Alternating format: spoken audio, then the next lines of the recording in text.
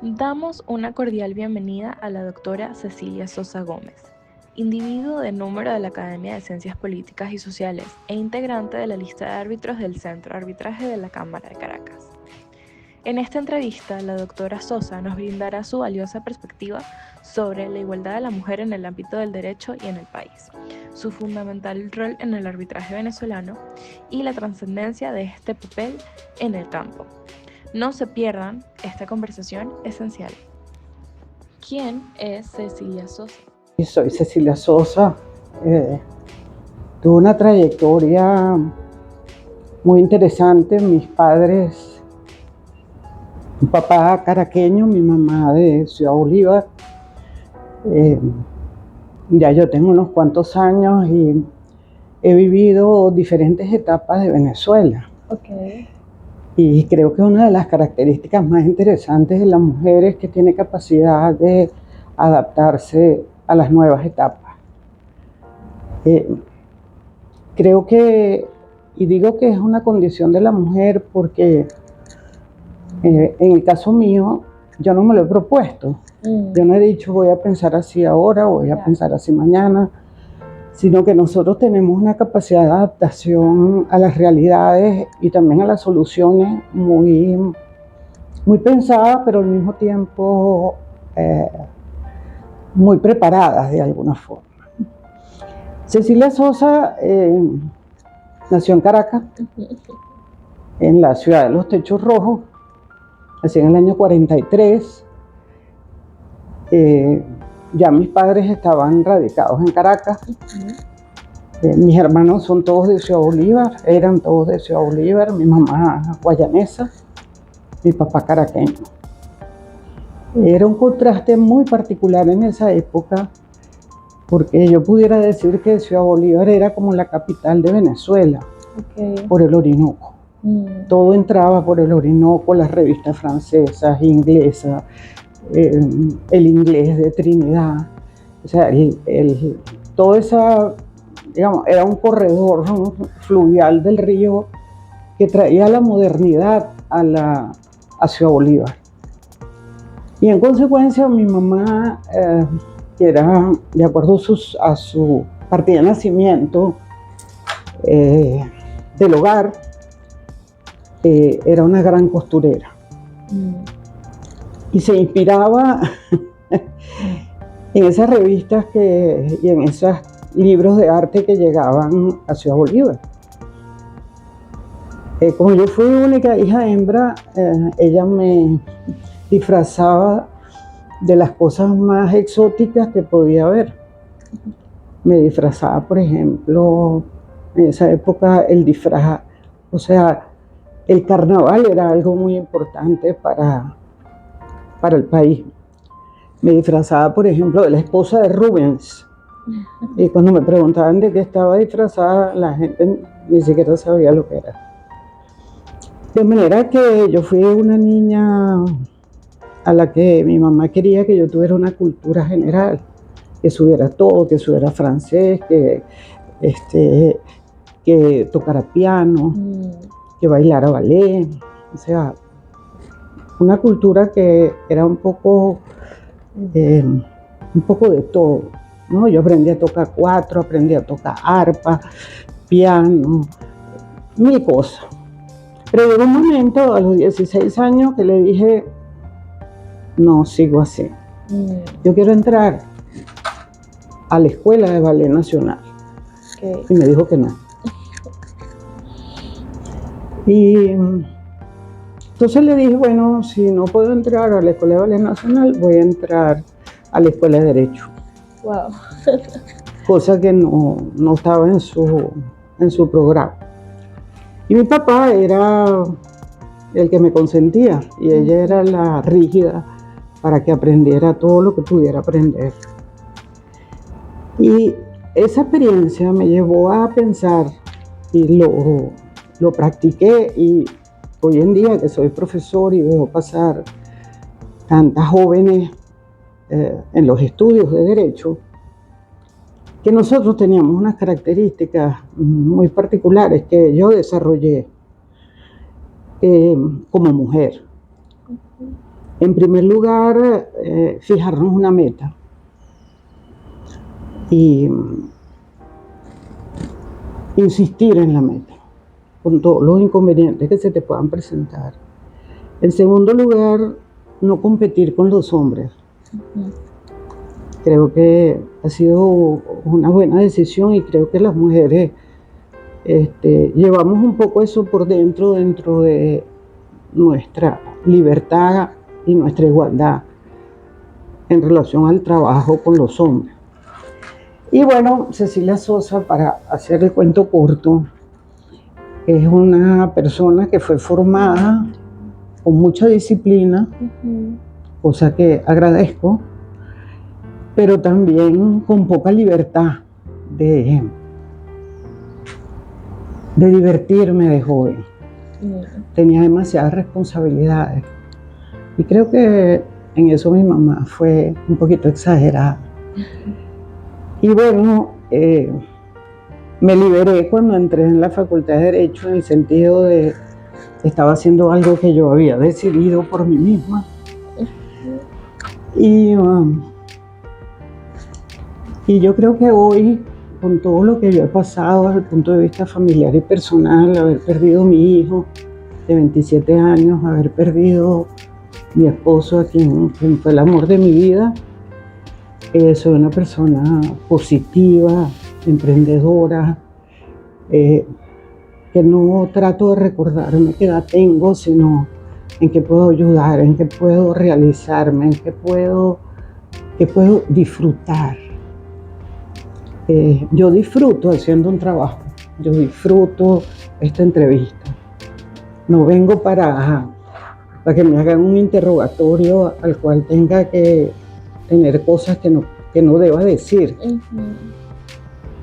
Cecilia Sosa es una persona muy sencilla, cariñosa, amplia,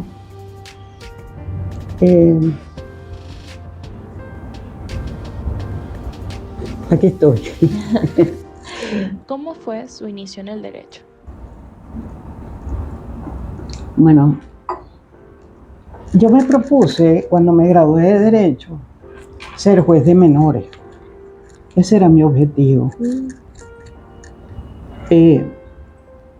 No me preguntes por qué, porque en este momento de verdad no era como un gusanito que tenía por dentro. Me parecía muy importante el tema de la familia.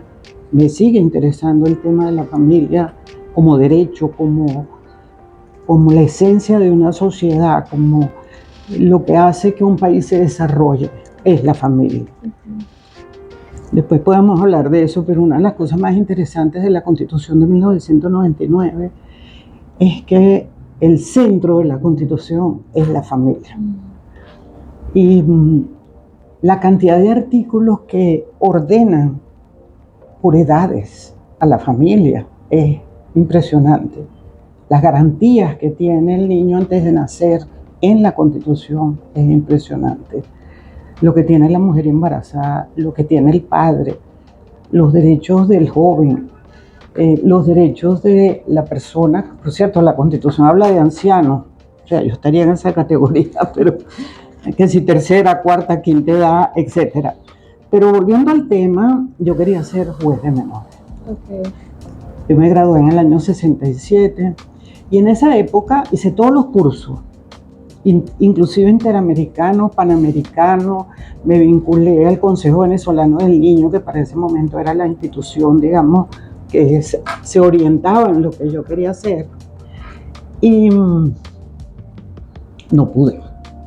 Gasté, porque estuve un año en ese proceso y no pude ser juez. Y la razón era muy valiosa. En el país habían 6 jueces de menores. Y los 6 jueces de menores eran mujeres. Y estas 6 mujeres eran unas instituciones en materia de familia. Es decir, tenían años trabajando esa área. Y obviamente no había otro cupo para... Entonces, dije, vamos a hacer otra cosa. Y participé en un concurso en el Instituto de Derecho Público para entrar como investigadora en la Facultad de Derecho de la UCB. Yo soy graduada de la UCB, aunque tengo materialmente una vida trabajando en la Universidad Católica Andrés Bello en la Facultad de Derecho.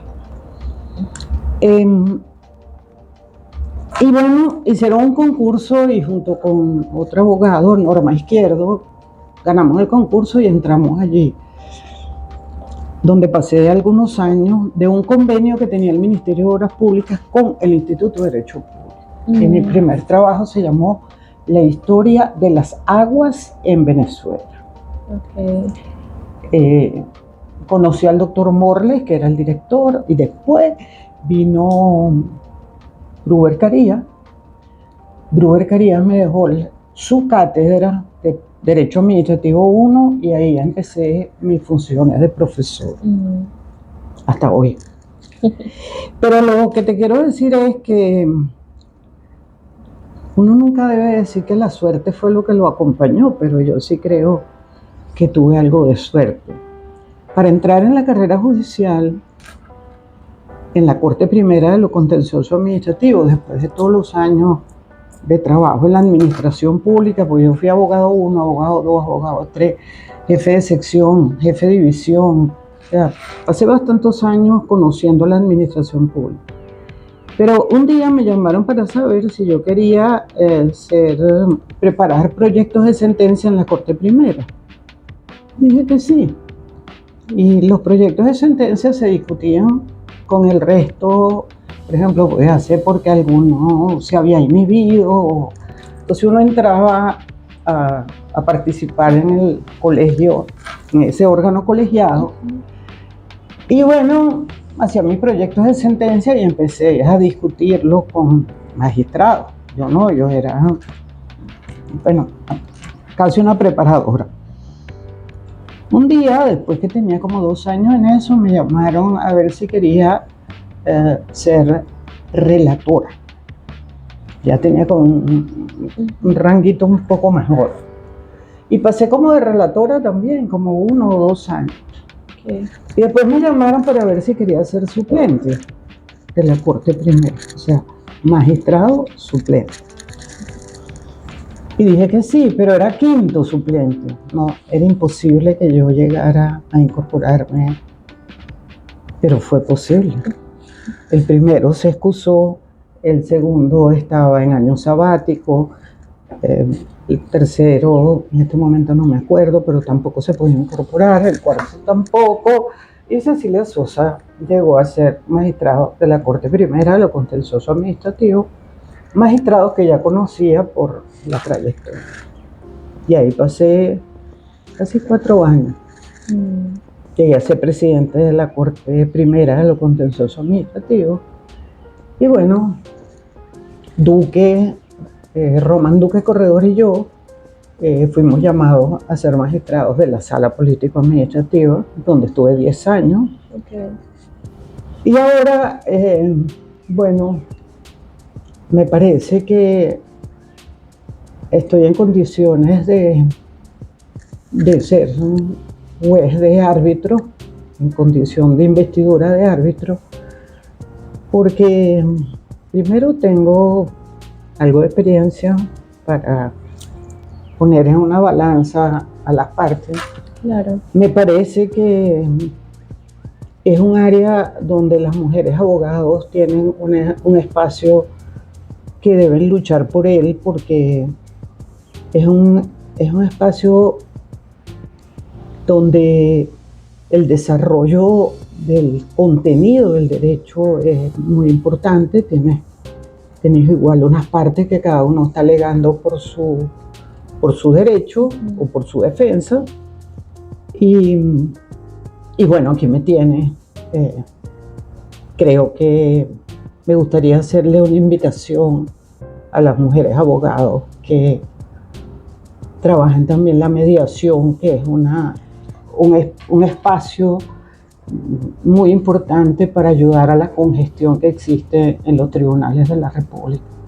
Que yo creo que cumple una gran labor la organización que lleva adelante los temas de arbitraje y también prepara para resolver problemas en un proceso más corto y que lo único que se busca es que las partes queden satisfechas ambas de la decisión arbitral. ¿Cómo cree que las mujeres pueden empoderarse en el ámbito profesional? Bueno, la mujer tiene que sacar provecho de sus propias cualidades. En primer lugar, aspirar. Aspirar, inscribirse, incorporarse, prepararse, que tiene una normativa, una forma de funcionar diferente, pero la mujer tiene unas condiciones para ser árbitro y para ser inclusive mediador, que son propias de su naturaleza. Fíjate, la mujer, para mí, una de las características más importantes de la mujer, primero, es que es capaz de ser muy detallista en el tratamiento de un expediente. En segundo lugar, repasa varias veces lo que va a hacer. No porque esté insegura, sino por asegurarse de que lo que está captando de un documento, de una prueba, sea lo que debe ser. En tercer lugar, la mujer normalmente, bueno, hay excepciones en ambos sexos, eso no es un tema de mujer, le gusta lo justo. O sea, tiene un scope de visión a más largo plazo. O sea, por experiencia, la mujer que es juez o que le gusta o dirimir conflictos, es lo que hace todo el tiempo, además. Dirime conflictos en su hogar, dirime conflictos en su ejercicio, dirime conflictos inclusive en los propios bufetes donde está incorporada. Es capaz de hacer muchas cosas al mismo tiempo. Es bastante puntual. Creo que es más puntual que los hombres, o sea, en términos de lo que se compromete y de lo que desea también reflejar. Es más tolerante.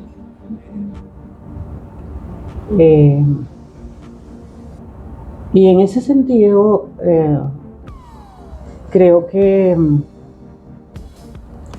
la mujer que cultiva el equilibrio en su manera de ser es la mejor juez. Ese equilibrio de, primero, de no apurarse, cumplir los plazos, pero estar segura de lo que va a hacer. Y su ambiente familiar su ambiente de familia tiene, en su formación como mujer, tiene mucho que ver en su desempeño profesional. Esperar 9 meses para dar a luz, por ejemplo, que no creo que ningún abogado te lo haya planteado antes, pero me parece que es muy importante para una mujer. Es una espera dura, pero al mismo tiempo es una espera de esperanza. Entonces, no sé, es una condición en la cual, que a mi juicio, son las condiciones de mujer las que la han llevado a espacios donde antes eran siempre pensadas para pantalones, para hombres. Y bueno, eso se cultiva. Sí. Todas las condiciones personales que uno puede tener, que te caracterizan como persona, se cultivan. Y lo que tú proyectas, lo que tú logras en la vida, no hay duda que tiene mucho que ver con una actitud positiva, con una actitud esperanzadora, no retro, no, no siempre recordando esto me salió mal en aquella época, sino aceptando errores, pero avanzando. Y yo creo que en eso le ganamos a los hombres. Los hombres son rutinarios, lo cual no quiere decir que sea malo, tienen una rutina. Se sienten muy satisfechos de lo que ya saben y la mujer siempre quiere saber más. No creo que por competencia, quiere saber más porque quiere sentirse más lograda personalmente. O sea, porque una cosa es lo que ve la sociedad de ti, Claro. Y lo que la sociedad ve de ti, claro, es parte de tu realidad, es realista. Pero quién sabe, yo te estoy diciendo cosas aquí que primero no se me habían ni ocurrido, pero que entran dentro de una valoración de lo que es la mujer y sobre todo la mujer venezolana. Que yo creo que muchas de las características que te he dicho tienen mucho que ver con el país, con el trópico, con la belleza de nuestro país.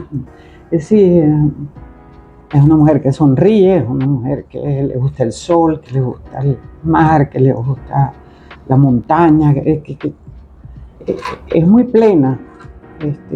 Si tú comparas con una mujer, no sé, francesa, sueca, alemana, tiene unos patrones muy diferentes. Sí.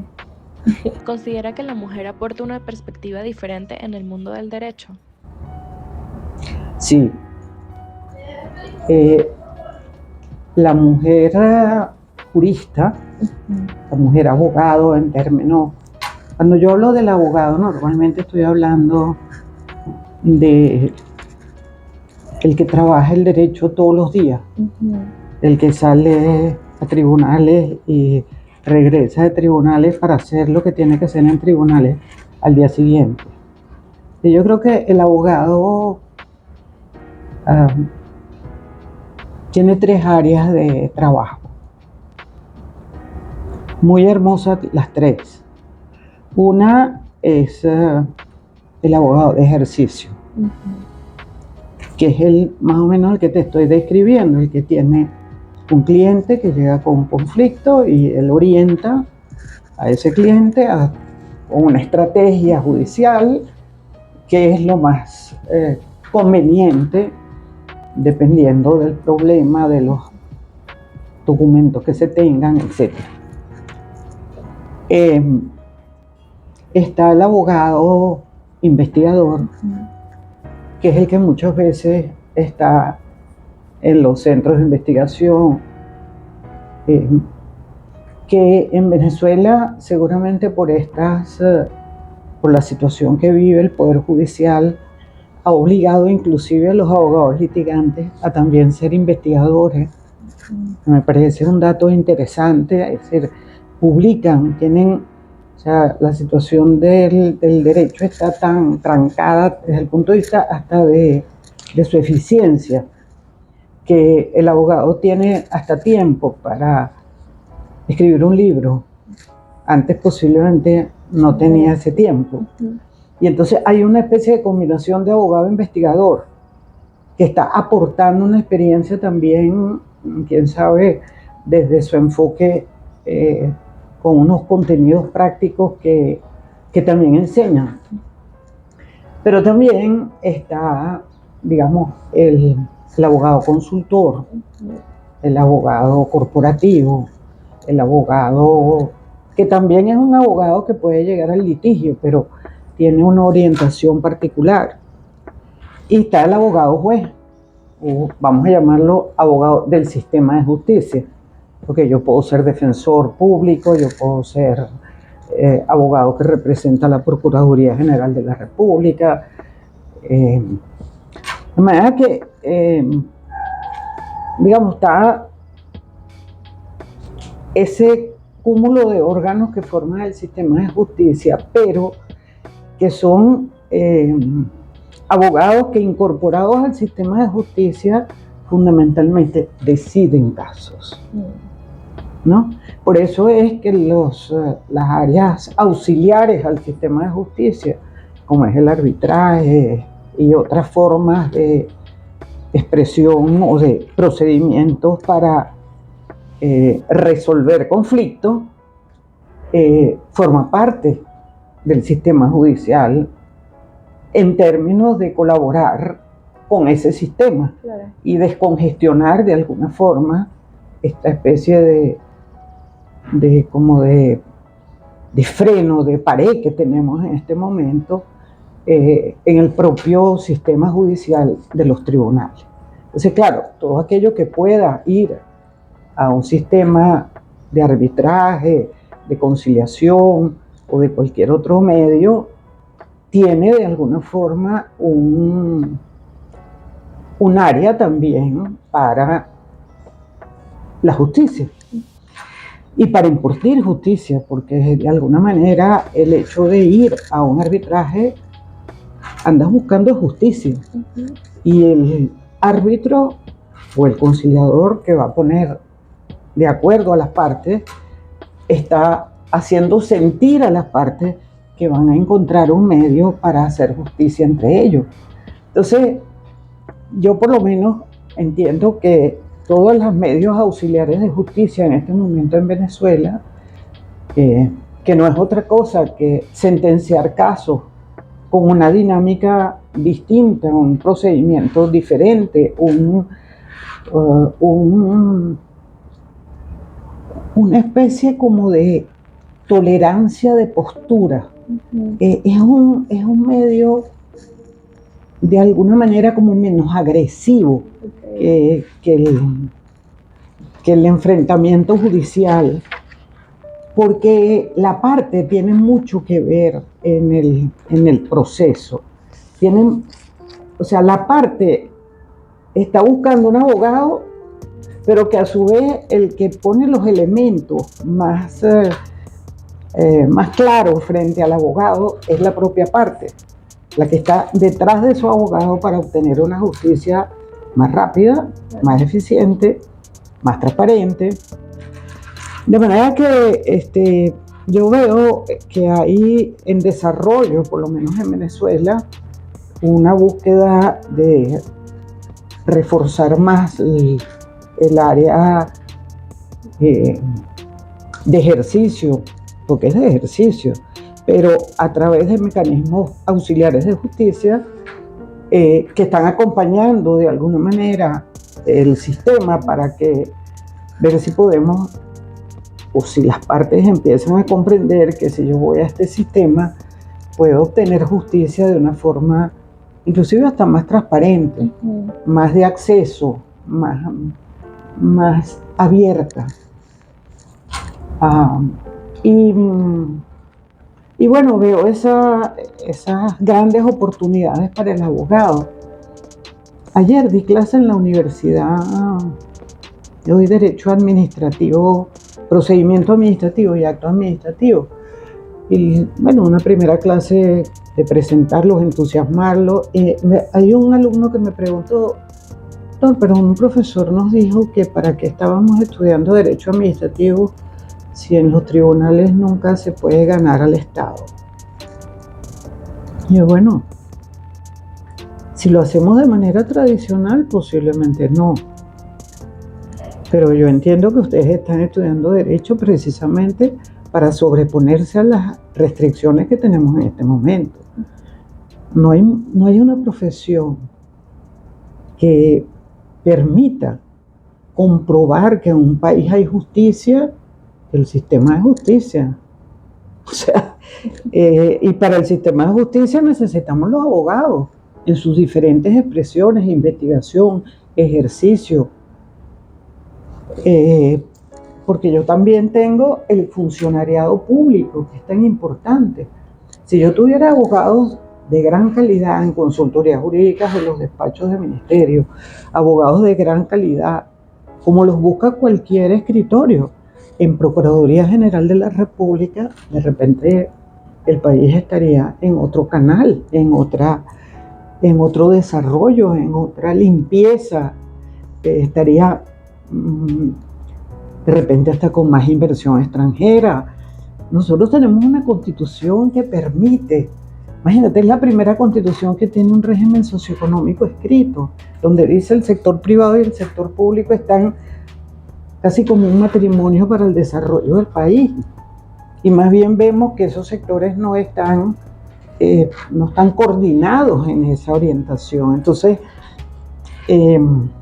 bueno, ahí tenemos esas tres áreas. Creo que cada vez vamos a necesitar abogados más calificados.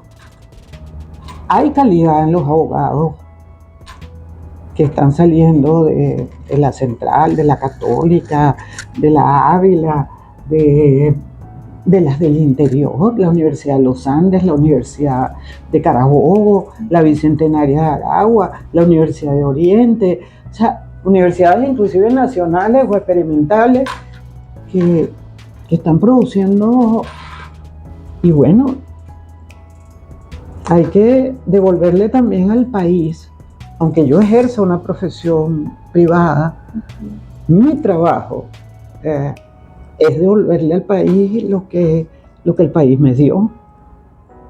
Yo fui a París a hacer un posgrado porque a mí me envió el Ministerio de Obras Públicas, que después fue el Ministerio del Ambiente. Y volví y pagué mis años de dedicación con el conocimiento que traje. Entonces, no sé si me entiende. Yo creo que nos falta un poco más de apego al país, no aislarnos y así como cerrar los ojos, hacernos negativos ante lo que estamos viviendo, que posiblemente es muy conflictivo, pero mi profesión no se puede quedar estacionada. Claro. Tengo que cada vez estudiar más, revisar más. Además, en una situación mundial en que el derecho pareciera que no está jugando un papel estelar, pero eso quiere decir que tenemos que prepararnos para otro derecho. Eso es una pregunta muy importante. Vamos a tener un derecho mundial, vamos a tener una constitución mundial de la que se habla. Vamos a, es decir, ¿cómo vamos a manejarnos entre países? El derecho internacional está conflictivo en cuanto a la interpretación de su normativa.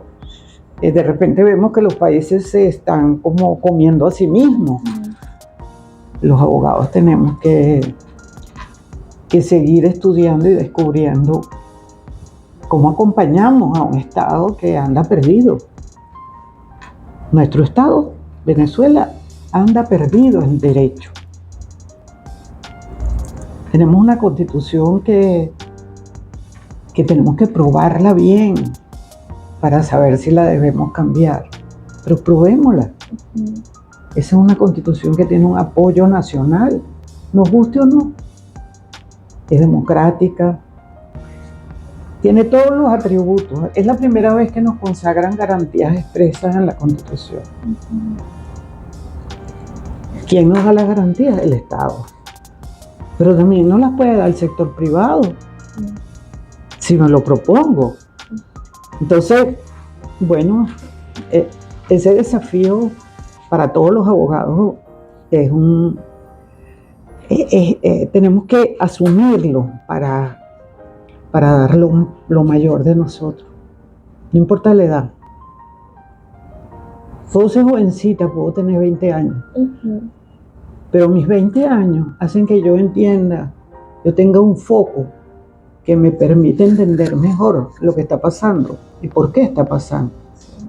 Y por eso yo doy clase, porque yo aprendo de mis alumnos. Y aprendo que ellos tienen que saber lo que está hoy, pero que eso no se puede paralizar. Por ejemplo, ayer yo les hablaba de una ley orgánica de procedimientos administrativos. Tiene 40 años. ¿Es correcta esa ley? Bueno, claro. Y tenemos una Asamblea Nacional que no nos saca las leyes que garantizan los derechos. Por ejemplo, fíjate, el gobierno está diciendo que va a crear la misión de los ancianos, ¿no? Le puso otro nombre, no me acuerdo cuál es, de los viejitos, no sé cómo los quiere llamar. Pero ¿dónde está la ley que garantiza, como dice la Constitución, quién se va a hacer responsable de esa persona? El Estado, los hijos, no sabemos. Entonces, cuando falla, entonces bueno, esto está muy bonito, pero para que esto tenga solidez yo tengo que tener una normativa que explique cómo, bueno, yo pienso que en algún momento habrá que hacer una línea de tiempo donde tú digas, bueno, si yo tengo la garantía del niño que no ha nacido, que eso tiene que poner el Estado y que tiene que poner la familia. Ajá, si yo tengo un menor que tiene unos derechos a educarse, yo tengo que saber que yo como Estado es el que tengo que poner la educación. ¿Qué pueden poner los padres? Formación, apoyo, estar más cerca del colegio. Si yo voy más adelante y tengo la mutua pareja, que cada uno aporta, y el Estado también apoya a la familia con el trabajo. Entonces yo voy voy creando una condición de familia que más bien no la he protegido como estoy obligado como Estado por la Constitución, que es la norma suprema. Además nunca lo habíamos puesto, que la Constitución era la norma suprema. Bueno, no es tan suprema entonces. Tenemos que hacerla suprema. Y eso es formando ciudadanos, formando cultura ciudadana, enseñando cuáles son los valores que tiene la Constitución, cuáles son los principios de la Constitución. La Constitución tiene muchas cosas nuevas que inclusive los abogados más viejos no la conocemos bien, y a veces los políticos tampoco. ¿Qué puntos claves considera que hay que fortalecer en el sistema judicial? Bueno, yo creo que tenemos varias cosas.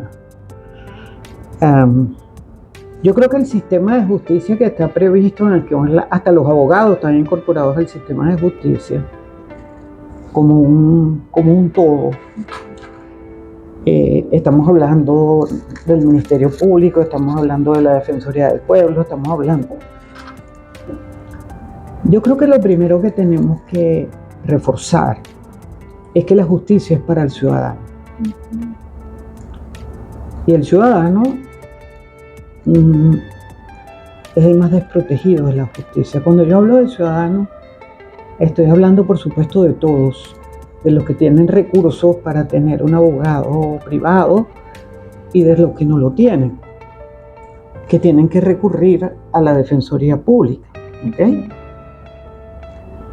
En el área judicial, yo creo que esto es importante reflejarlo. El área de especialización que tiene más expedientes acumulados sin resolver, sin estadísticas públicas, es el penal. Es el área penal. Nosotros en este momento no tenemos estadísticas claras, pero más del 80% de las causas son penales. Esto, si lo vemos con ese enfoque de dónde hay más causas, civiles, mercantiles, laborales, contenciosas y todas las que quedan, pero penales, el volumen penal es inmenso.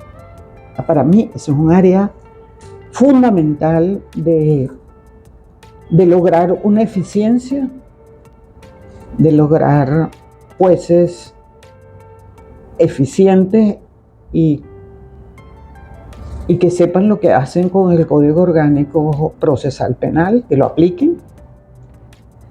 Eso está asociado al tema de los derechos de las personas que están bajo condiciones de haber perdido su libertad. Ese bloque dentro del sistema de justicia es un bloque que debe tener una política propia, por lo menos para conocer primero qué tengo allí, porque ahí tengo familias enteras sometidas al proceso. Cuando yo hablo de familias enteras, es que si tú tienes un hijo que está detenido, que no te lo trasladan al tribunal, que no sabes que no, las visitas no, porque no hay visitas, sino es una familia que tú estás afectando, ¿correcto?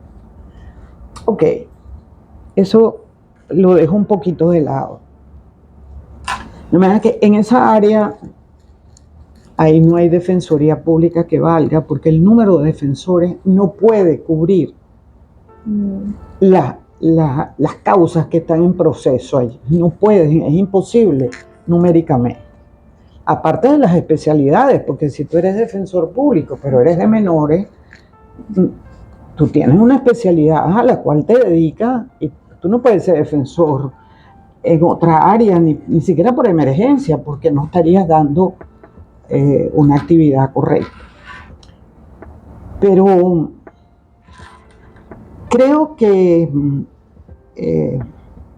todo el mundo se focaliza solamente en la formación de los jueces, en que los jueces tienen que ser formados, tienen que ser independientes, el Poder Judicial tiene que ser independiente. Todo eso es verdad, la ética, los principios éticos, pero también tiene la gestión de un tribunal. Tú puedes tener un juez muy ético, muy correcto, muy preparado, pero la gestión general de los tribunales es terrible. Entonces, tienes que formar los secretarios, tienes que formar los escribientes, tienes que formar al abogado, al juez. No hay una gerencia judicial en este momento. Porque lo que tenemos es que el Tribunal Supremo ha entendido mal las líneas políticas gerenciales hacia los tribunales y se ha transformado en un órgano que administra al Poder Judicial. O sea, el órgano que debe administrar el Poder Judicial, que era el antiguo Consejo de la Judicatura, hoy, ¿cómo se llama? No me acuerdo en este momento, pero es el que gerencia. En realidad, gerencia es el Tribunal Supremo. 20 magistrados, que en realidad los 20 magistrados, bueno, tampoco están gerenciando nada, estaría gerenciando la Junta Directiva. De verdad que tienes un fiscal que forma parte del poder moral, pero que no hace nada como poder moral. Tampoco el contralor hace nada como el poder moral, que tiene unas funciones fundamentales para que el sistema de justicia funcione. Fíjate, fundamentalmente el área penal. Nombran un presidente del Consejo Moral y yo nunca he visto sino al fiscal hablando por la fiscalía. Al defensor del pueblo que no habla, ni va a los tribunales a defender los derechos de los ciudadanos, que eso es su función. Entonces, claro, si tú tienes por todas partes autonomía, que haces lo que quieres y tienes hasta, ¿qué te digo yo? Dictas un acto como el que se dictó ayer o antier, un aviso para decir que no hay actividad y que asumes el 1 por 1 de que un día se trabaja y un día no. Entonces tú dices, ¿qué naturaleza tiene ese acto? Un aviso. O sea, es un acto informativo. ¿Cómo obliga a un acto informativo? porque me ponen aviso, así, esto va a ser así, así, pero ¿quién es el Tribunal Supremo? No sé si me entiendo. Entonces, las confusiones de competencia en el área del sistema de justicia no se pueden explicar. ¿Por qué no hacemos lo que dice la Constitución? ¿Por qué los abogados no son parte del sistema de justicia? Si yo soy parte del sistema, yo tengo un rol. ¿Cuál es? No es solamente defender a mis clientes. Es que yo también puedo participar en el sistema de justicia. Yo puedo advertir de los problemas que tiene el sistema de justicia. ¿A dónde? No sé si me entiende. Es decir, nosotros no hemos asumido el sistema de justicia que está en la Constitución. Lo que creó, que ya era conflictivo el problema del sistema de justicia, el desorden absoluto. Y aparte, bueno, el mar de fondo de la política que ha ido cortando los lazos del sistema. Por eso tú ves un fiscal los lunes que está declarando sobre causas que están en proceso. Eso es una violación. ¿Me compré? O sea, para empezar, habría que asumir el sistema. Sí. Cada quien va a cumplir sus funciones. Y parte del sistema es el poder moral. Porque ahí, imagínate, la Contraloría General de la República, que dicta actos administrativos y ahora están asimilados a sentencias. O sea, no es solamente la lentitud, que también la teníamos. Y en la lentitud aparece el arbitraje. En la lentitud ha tomado cuerpo el arbitraje. Ha sido de alguna manera un error, que es la lentitud, el que ha generado que una persona, un ciudadano piense, no, yo prefiero ir a la Cámara para ver si usando ese procedimiento yo obtengo una satisfacción que tiene un procedimiento más corto o un procedimiento como más claro, más abierto, tengo acceso al expediente permanentemente, y bueno, más bien las cámaras van a tener que considerar el crecimiento del uso de los mecanismos de arbitraje con cierta anticipación a que ocurra. Yo creo que eso es una sugerencia porque realmente la conflictividad judicial no va a tener una solución inmediata aun cuando empecemos a aplicar la Constitución del 99. Entonces,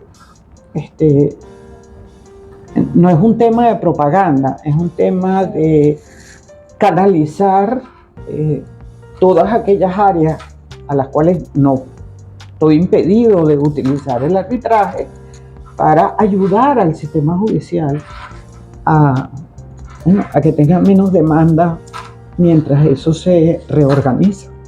Claro.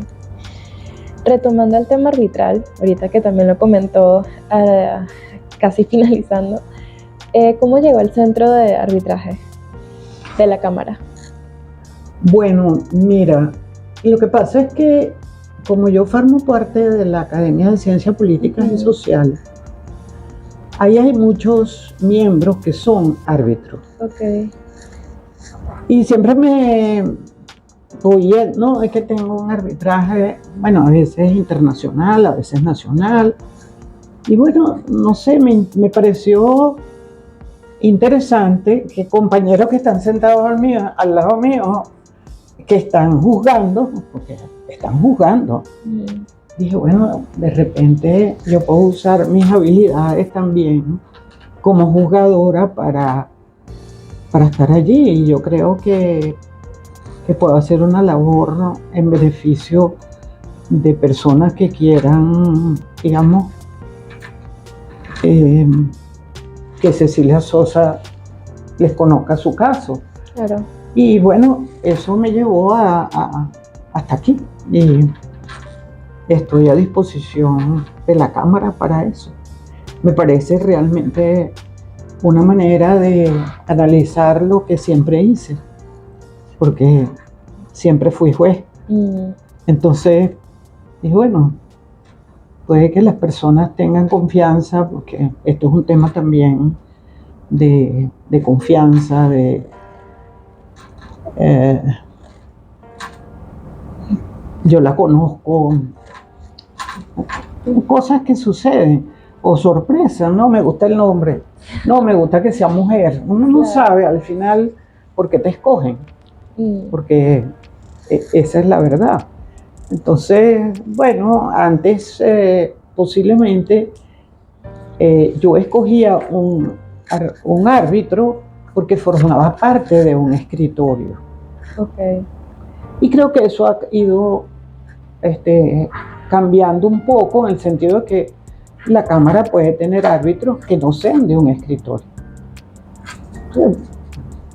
O sea, yo ando buscando justicia, ando buscando una persona equilibrada, una persona que sepa valorar en ese balance como quién tiene las pruebas, quién no las tiene, cómo equilibrar las posturas de cada parte. Y bueno, además me pareció que, bueno, siendo la directora mujer, creo que también el ser mujer hace un llamado a las mujeres de que formen parte de la Cámara. Así que fueron como muchas cositas que dije, me gusta ese trabajo.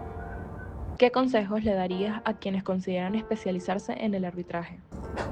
Leer muchas sentencias arbitrales. Me parece que eso es clave.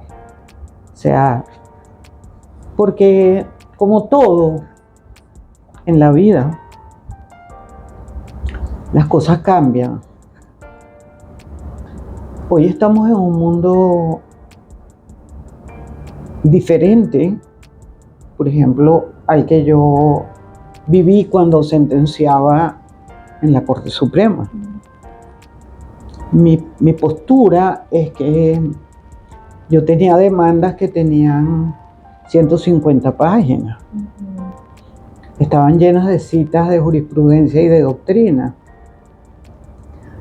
Y sí, tenía que leérmelas, por supuesto. Y era la época en que el abogado litigante en el tribunal se lucía. Tanto se lucía que se consideraba que había ganado el juicio, no que la sentencia que había producido el tribunal, porque le daba la razón, solo era él el que tenía el éxito. También la sentencia tenía un precedente interesante, ¿no? Pero bueno, era una época diferente. Y yo creo que una de las cosas interesantes del arbitraje, viéndolo en una concepción más moderna, es que, en primer lugar, el arbitraje tiene tendencia a concentrarse en lo que las partes están alegando. Y creo que la forma de plantear los temas ha ido también cambiando en el arbitraje. Es más directa, es más sencilla, es más al meollo del problema, sin esa ampulosidad de conocimiento que el abogado quería mostrar antes, que él era el abogado, ¿no? Y por parte de la sentencia, creo que el Tribunal Supremo no se ha puesto a tono con el tiempo. Considero que deben ser igualmente más directas, más al expediente. No digo que no pueda uno invocar una jurisprudencia desde el punto de vista procesal, desde el punto de vista de valoración de las pruebas. No estoy en contra de la jurisprudencia, pero creo que la dinámica mundial y del país es ir directo al caso. Te pongo un ejemplo. Si tú tomas cualquier escrito que te está pidiendo un amparo, el escrito empieza por decirte que tú eres competente como juez. No entiendo, ¿por qué tengo que yo convencer al juez que él es competente? Eso hoy, a mi juicio, ya no es necesario. Tampoco es necesario decirte que lo admitas.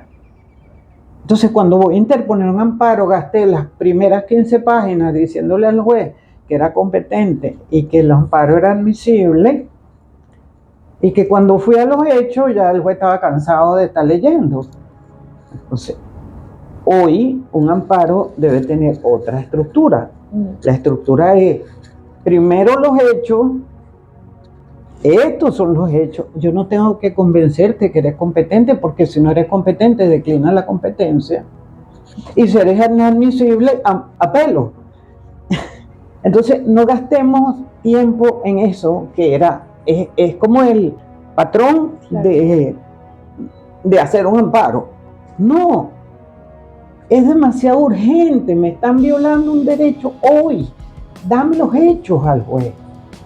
Claro. Sácale las lágrimas al juez de la violación que me están haciendo. No gastes tiempo en eso. Y después dime cuáles son las garantías que se me han violado en esos hechos. No cuál es el derecho violado. El derecho violado lo invoco, pero tengo que acompañarlo de las garantías que no han sido satisfechas. ¿Ves? Ha ido cambiando y la Constitución no ha hecho cambiar esa dinámica de cómo presentar los casos. Y yo veo que en un arbitraje la técnica es más directa. No sé por qué, pero inclusive en los abogados es más directa. Yo tengo este problema. O sea,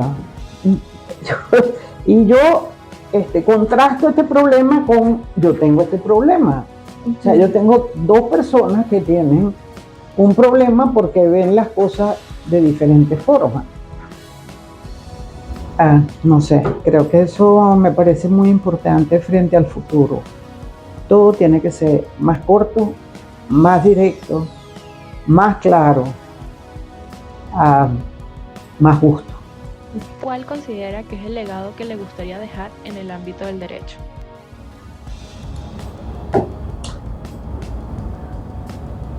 Yo no sé, yo no creo mucho en los legados. Okay. ¿Sabes por qué? Porque la dinámica del mundo está girando muy rápido. Y yo ya dejé el legado que pude. Y el legado que dejé fue enseñar, sentenciar, traté de hacerlo todo lo mejor posible. Puede que a algunos les guste, a otros no les guste. Pero mi voluntad siempre fue, por una parte, hacer justicia y por otra parte, enseñar justicia. Entonces, ya yo hice mi legado y lo voy a seguir haciendo mientras esté viva. Pero reconocimiento de que yo tengo un legado, al contrario. Ya yo a cada persona con la que me relacioné, hasta con mi hijo, yo a él le dejé el legado que yo podía dejarle como mamá. Y eso para mí es tan importante, sentirme que de alguna manera, por una parte, serví a mi país y lo voy a seguir sirviendo a mi estilo, hasta donde pueda llegar. Y cuando yo muestro estas enseñanzas, también estoy llegándole a personas que en un momento dado pueden decir, voy a seguir esa línea en este sentido, en aquel sentido. Ese es un legado. Es como si tú me preguntaras cuál es el legado de la cámara. tener no solamente cada vez más árbitros y además mujeres, o por lo menos equilibrar Fíjate que en la academia ahora somos 5. Bueno, 5 de 36. Hasta hace algunos años yo era la princesita porque estaba sola. Okay. Las otras mujeres habían fallecido. Pero creo que ustedes también están dejando un legado. No podemos dejar los legados para el final. Se ve como, no sé. No, yo no puedo pensar que yo le he dejado un legado a alguien. No que no me conozca, porque me puede conocer por estos medios. Pero él es el que puede decir si yo le dejo un legado. No después que me muera. Que también es natural y puede suceder en cualquier momento, como a cualquier persona. Así que vamos a ver qué legado le puedo dar a la cámara.